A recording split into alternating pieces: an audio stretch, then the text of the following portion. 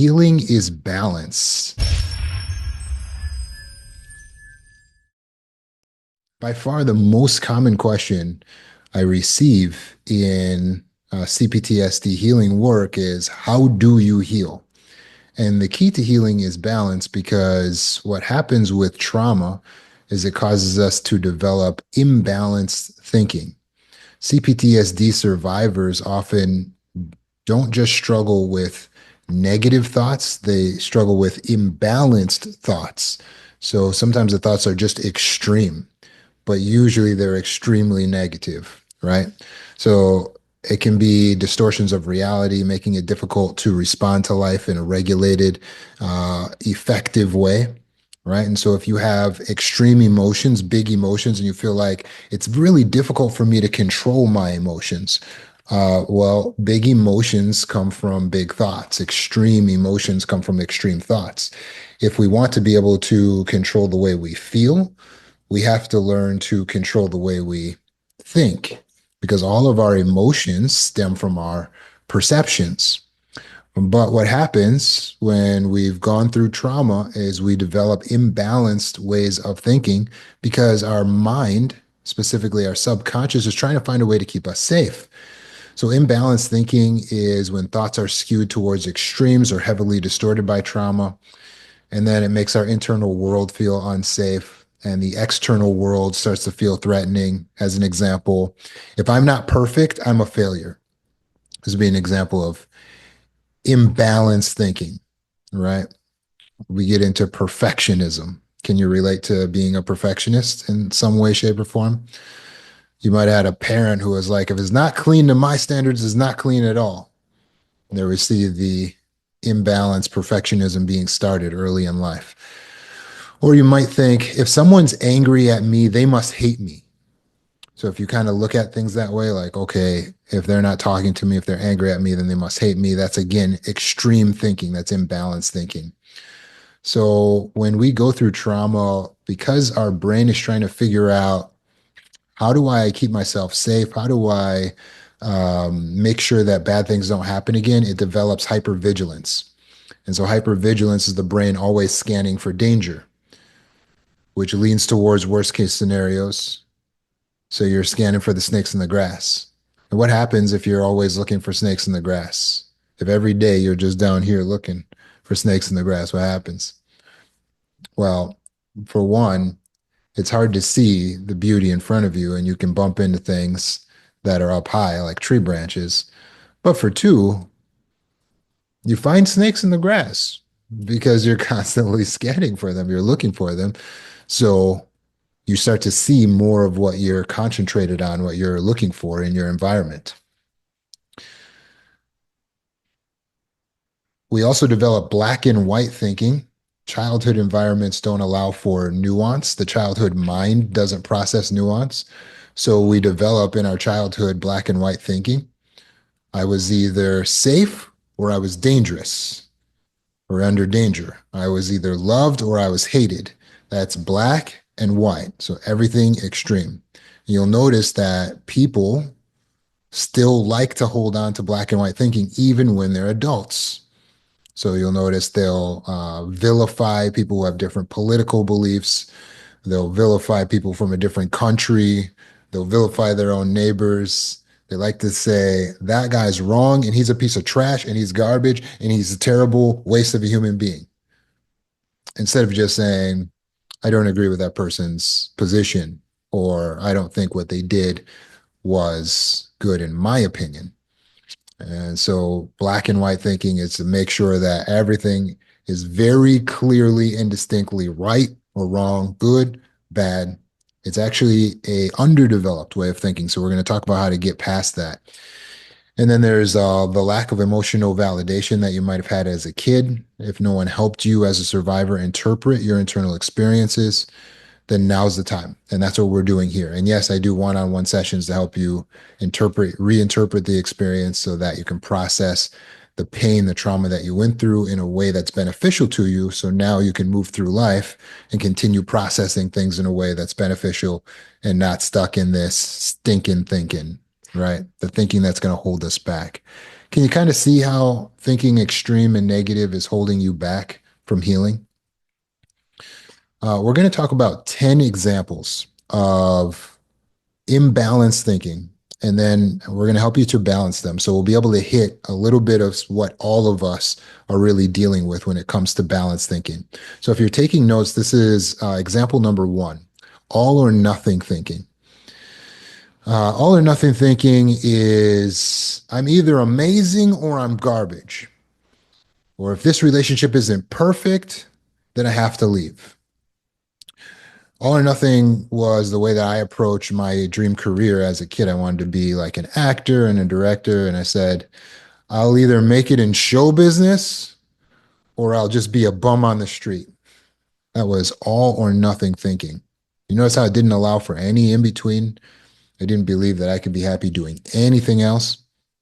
And so when we do that all or nothing thinking, that's a child level way of reasoning and entering into the world. It doesn't actually allow us to succeed. It instead keeps us stuck in extreme actions and extreme emotions. So try to identify if you're living in all or nothing thinking. And we'll come back to how to balance that. But number two is catastrophizing. So if you're catastrophizing, then you're in imbalanced thinking. And that's where you say, if if I haven't gotten a text from my kids, then they probably are dead in a ditch somewhere. You just skipped to the worst case scenario here. If I make a mistake at work, I'll probably get fired and I'll never recover. Worst case scenario here. If I start to feel anxious, then I'll probably just break down completely and I'll lose control. Worst case scenario, that's catastrophizing. You're always looking at things or often looking at things in the worst case scenario. And so that's causing you to live your life in anxiety. It causes depression. It causes a flood of chemicals in your system that are extreme. And as a result, you're in mental illness, imbalanced thinking, and constant trauma. Catastrophizing. That was number two. Number three is overgeneralization. Overgeneralization is where you like to, again, be extreme because you've had one or two or three bad experiences with someone, then you generalize all of them. Nobody ever supports me. That's a generalization. So overgeneralizing. Every time I try to trust someone, I get hurt. That's an overgeneralization, right? It can feel that way, but what we're really doing is we're taking a negative experience, even if you had several, we're trying to put that to the whole universe, the whole broader population is bad because somebody was bad. We can't trust any people, or we say all men cheat. We do it by gender. All women are just gold diggers. These are overgeneralizations because you had a bad experience, then you think that everybody must fit into that archetype. And that's totally unhealthy. It's untrue. And it's certainly not the way that you want to live your life. It's imbalanced. Number four is emotional reasoning. Emotional reasoning is saying, I feel worthless, so I must be worthless. I feel scared, so that means something bad is probably about to happen. You're saying that because you have feelings, and that means that those feelings represent reality. That's emotional reasoning. I feel like nobody likes me. So therefore, that must mean that nobody likes me. Right? I feel like people are talking about me. I feel like people are judging me. I feel like I'll never succeed. Therefore, I probably never succeed. That's emotional reasoning. It's not real, right? It's imbalanced thinking because we're failing to consider the more logical side of the universe. We're just going with the feelings. And a lot of us are taught that your feelings are a secret message from the universe or from God. And so you should listen to your feelings. Or maybe you got that idea from childhood, from trauma. And so you're like, my feelings are going to guide me. They're going to keep me safe. They're going to help me to navigate through the world. No, not exactly. No, no. Many are taught to trust their intuition. You got to trust your intuition. You hear that all the time. Half the time when I post a video, even when the video is like, you can't always trust your intuition, people get in the comments and they're like, but you got to trust your intuition though. Or they say, but my intuition's on every single time. Slow down. Slow down. That's not accurate. That's not accurate. It's emotional reasoning. We have feelings, yes. The feelings are an indication of our perceptions. That's all. That is all feelings are. They're indications of your perceptions. So the subconscious mind gets a perception and then communicates that to you. Could those perceptions be right sometimes? Yeah. So could they keep us safe sometimes? Sure, especially when we don't have time to consciously reason on things. So when you don't have time to consciously reason, then yeah, go with your intuition because you don't have time to consciously reason. But other than that, when you have time to consciously reason, don't just go with the feelings.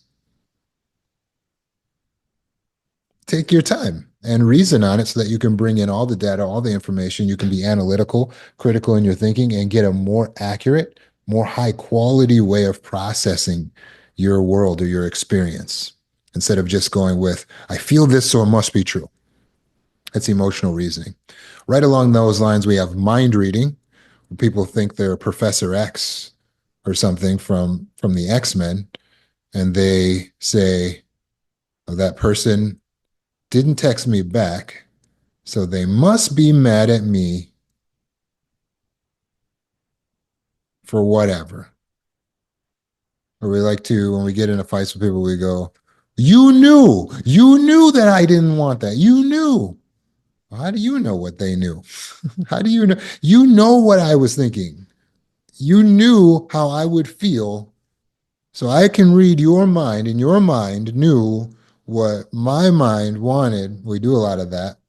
And we feel like we're right, and maybe sometimes we are, but if we try to navigate our entire world on this basis of us knowing what other people know, we'll find ourselves in cognitive distortion and mental illness. We don't know what other people know. That's mind reading. It's a cognitive distortion. Well, she said I'm busy, so she must not care about me anymore. Well, how are you just reading? How do you know? And we do this a lot with self-consciousness, where we think that another person is judging us or looking down on us. Oh, I know they're thinking something bad about me. How do you know? You don't know because we can't read people's minds. And so that's imbalanced thinking. Another form of imbalanced thinking, number six, is self-blame. If someone walks away from me, it's probably because I'm broken. If my parents' mood is bad today, I must have done something wrong. Self blame is where we take the outer experience that we're having or the actions of someone else and we assume it must be because of us. Is it something I said? Did I do something wrong? That shouldn't be your first assumption. Everything's really not about you, to be honest. So don't blame yourself. Don't blame yourself for everything that someone else is doing. That's an imbalanced way of navigating the world. Everything must be because of me. Everything bad is my fault. My parents got divorced because I was born. Number seven is discounting the positive.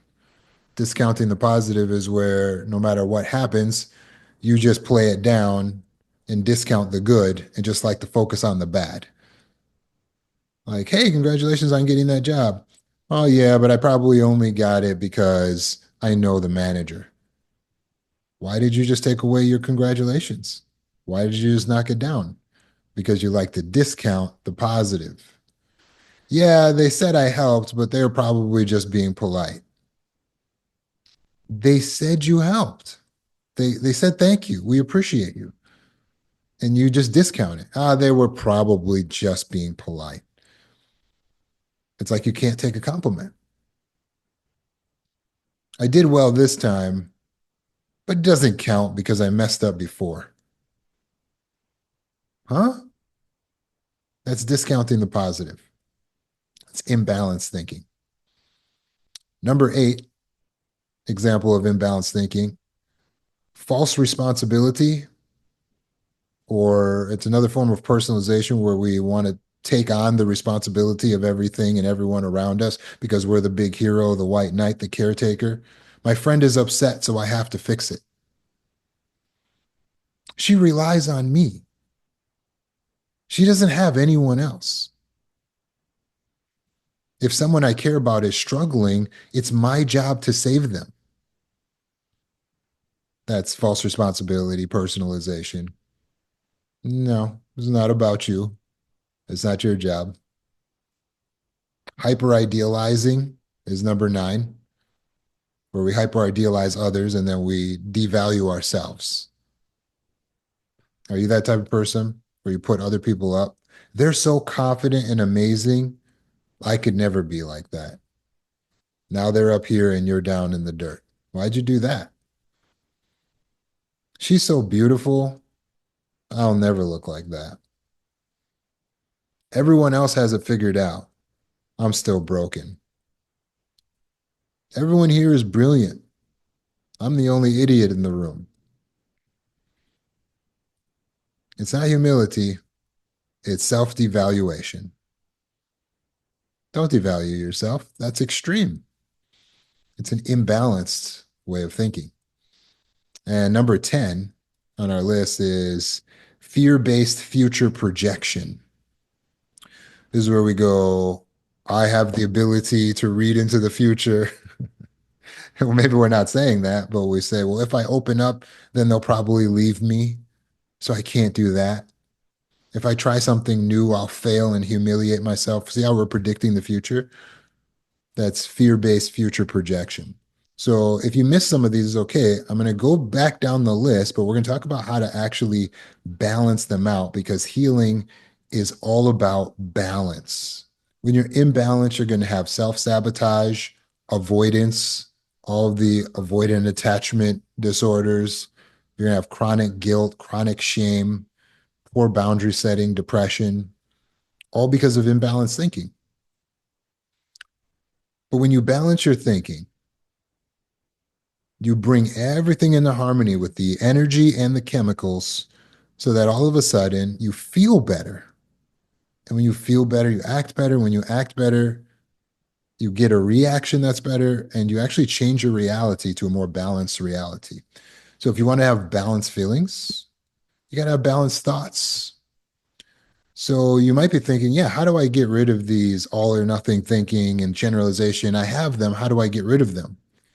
The key is not necessarily to get rid of, it is to balance. How do you balance something, right? If I want my pen to balance on my hand, the key is going to be to make sure that the weight is evenly distributed, right? And so I get the balance going by making sure that I'm a little over. See, I'm not in the middle of the pen because there's more weight here by the cap, right? And since the weight is by the cap, I got to move my finger over to that side. And if I take that weight off, right, then I'm going to lose the balance. That's kind of predictable, right? That's going right down, right? So balance is making sure things are evenly distributed. So you got to evenly distribute the thoughts.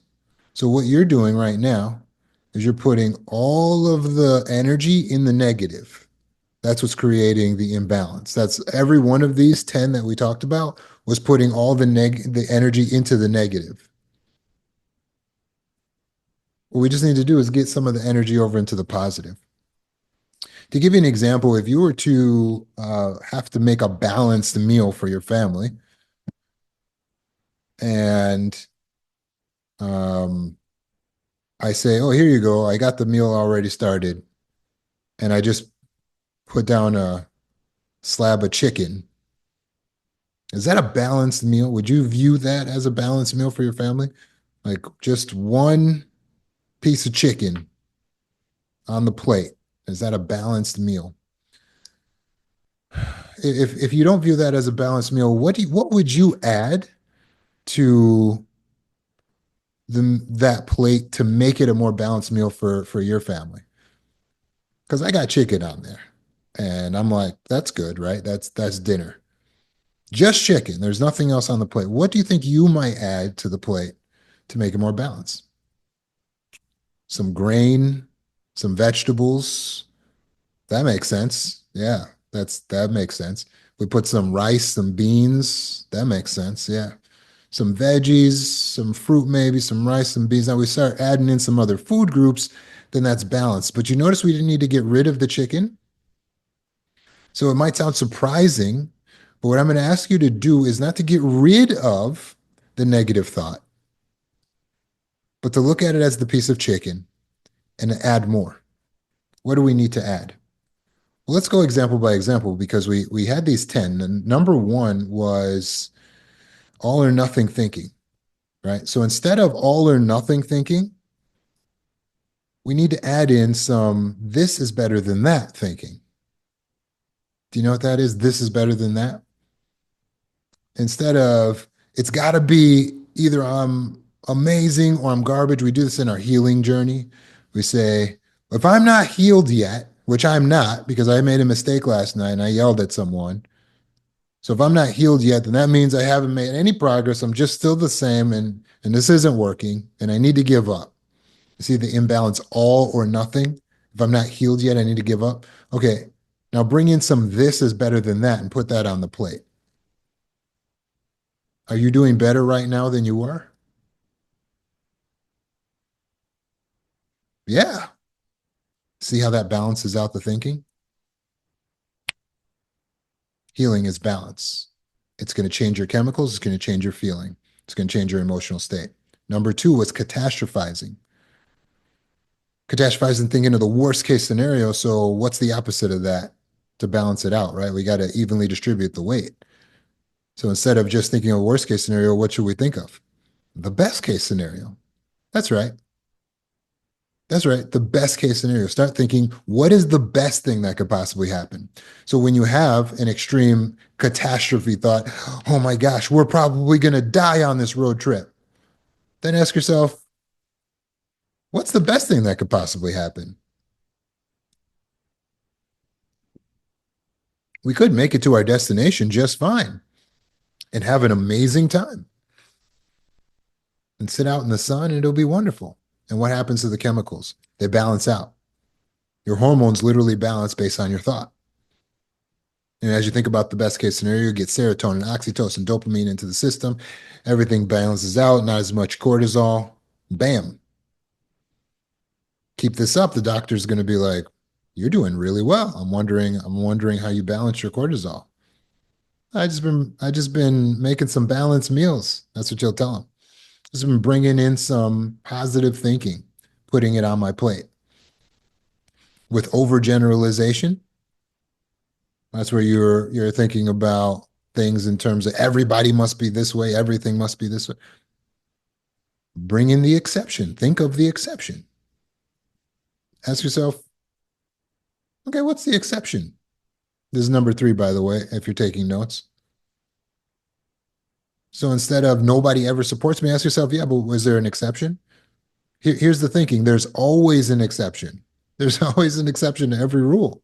So if you say, well, all men cheat, ask yourself, is there an exception? There's probably an exception. And you go, oh yeah, there was that one guy. Yeah, there's some guys that don't. Oh yeah, yeah. There's always an exception. Is it really true that nobody ever supports me? No, there were people who were trying to be supportive back in 2007. So it's not true. It's not true. Every time I try to trust someone, I get hurt. No, not every single time. No, no, no. There's exceptions. There's times that things worked out. Number four was emotional reasoning. What's the opposite of emotional reasoning? Logical reasoning. So bring in the logical reasoning. I feel worthless, so I must be worthless. Okay, now we have that chicken on our plate. Let's figure out what else we could put on this plate. Can I bring in some logical reasoning? Logically speaking, am I worth less? No, I'm not worth less than other humans. Logically speaking, is my worth based on what I do? No. On how people treat me? No. Oh. So logically speaking, what I'm feeling isn't worth a bag of chips because it's not even real. It's just an emotion.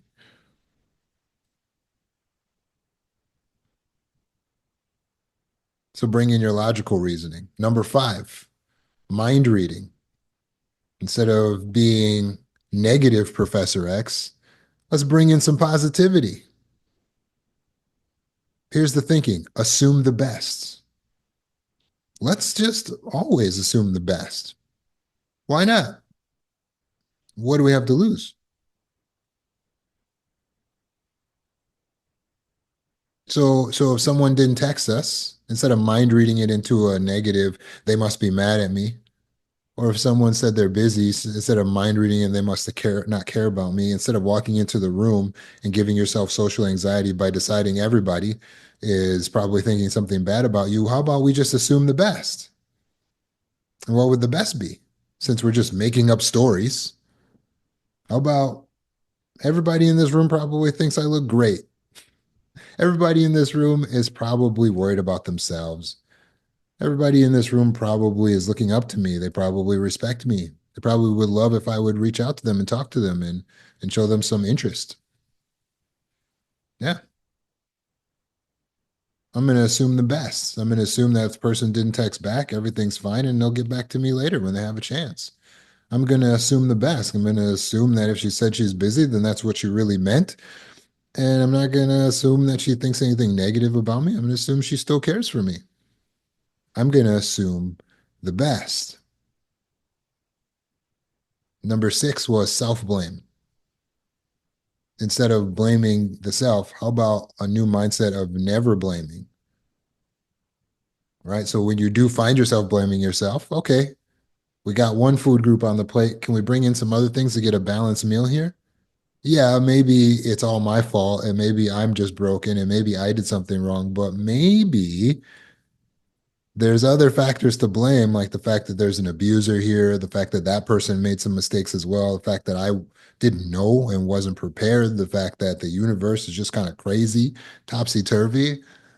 Unforeseen occurrence can just occur at any time. I can be in the wrong place at the wrong time. Let's bring in everything. Everything is not just blamed on just you, right? Number seven was discounting the positive.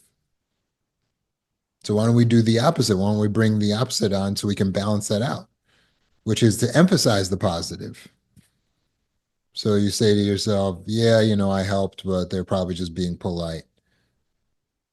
Okay, now I discounted the positive. Now let's emphasize the positive. They said I helped them. They said I helped them. Me. They said I helped them. That's positive. That makes me feel good. I want to dwell on that. Hey, I did a good job this time, but it doesn't count because I messed up before. Okay, that's the negative. What's the positive? Let's emphasize the positive. Well, the positive side of this is I did well this time. I did well, me. Let me emphasize that. Number eight was false responsibility or personalization, where you're taking the role of the ambulance, the caretaker, the doctor of everybody. Well, my friend's upset, so I have to fix it. If someone I care about is struggling, it's my job to save them. Well, why don't we bring in some understanding of responsibility, which is that where there's no power, there's no responsibility. Do I have the power over my friend's emotions? No. So therefore, it's not my responsibility to make them feel better. Do I have the power over my friend's financial situation, my family's financial situation? No. Therefore, it's not my responsibility to save them. That's balanced thinking. Number nine was hyper idealizing others and devaluing yourself. So you bring in some idealization of the self. Let's boost ourselves up. Instead of saying they're so confident and amazing and I could never be like that, you say they're so confident and amazing and I probably could be like that. I think I could do that. I'm going to try. I believe in myself. Everyone else seems to have it figured out here. So I could probably figure it out. See how I'm valuing myself, idealizing myself, instead of just tearing myself down. Number 10 on our list was the fear-based future projections, where you're the fortune teller that can tell into the future, but the problem is you only tell all the bad things that are going to happen. Oh, if I open up, they'll leave me. If I try something new, I'll fail. I'll humiliate myself. So, what do we need to do? We need to assume the best. If we're going to tell stories, if we're going to make up, if we're just going to be a fiction writer, let's write some good, happy endings.